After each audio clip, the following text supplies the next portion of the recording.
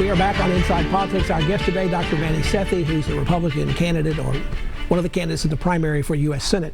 Dr. Sethi, Ronald Reagan used to say that his whole idea in politics was he had a commandment, 11th commandment, that said, never speak ill of another Republican. That seems to have been pretty much thrown in the trash for this particular situation. Is Ronald Reagan no longer the patron saint of the Republican Party?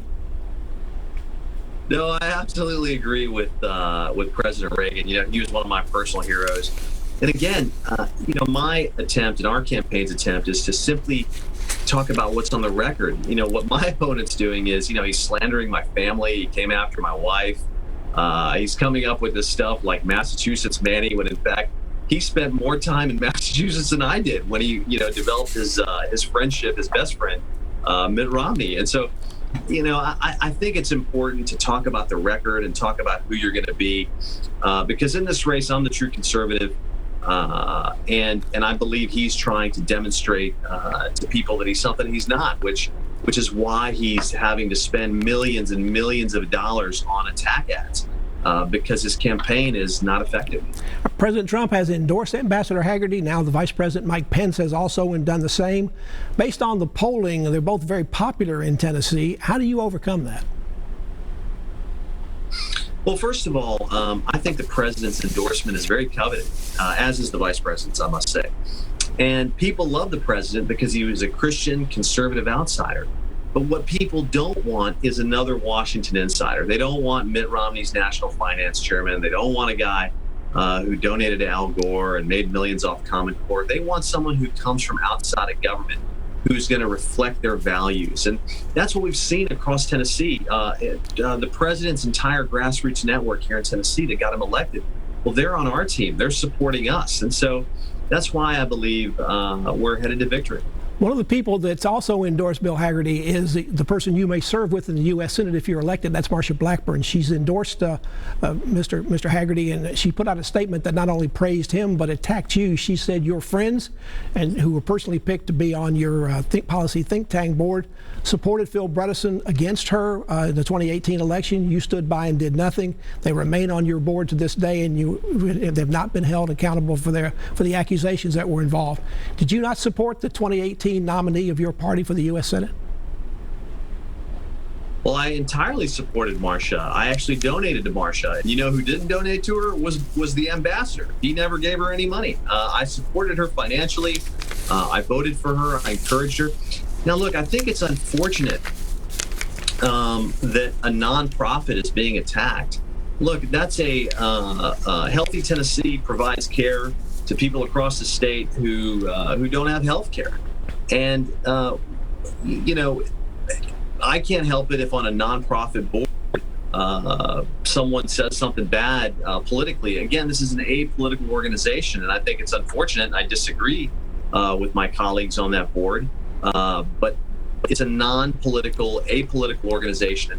And, Jesus calls us to help the least of these, and that's what Healthy Tennessee has been trying to do. And so I think it's just unfortunate that people have tried to drag an organization like that into this. But let me tell you where I think this is relevant.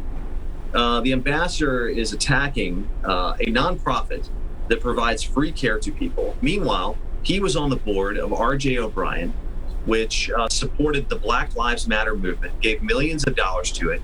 He failed to put it on his Senate disclosure. And when he was busted by the press for being on this board that he had been on since 2010, he tried to make this big self-righteous move and get off the board, when in fact he just got caught red-handed. He got $22,000 from that organization in political donations, which I think he should give back.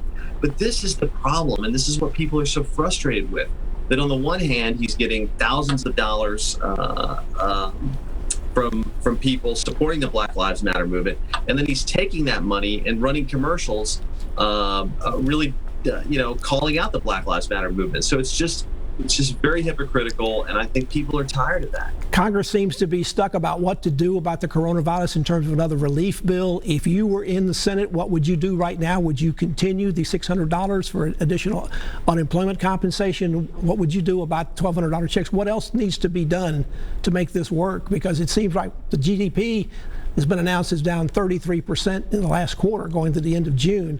That's the biggest it's ever declined in any one particular period.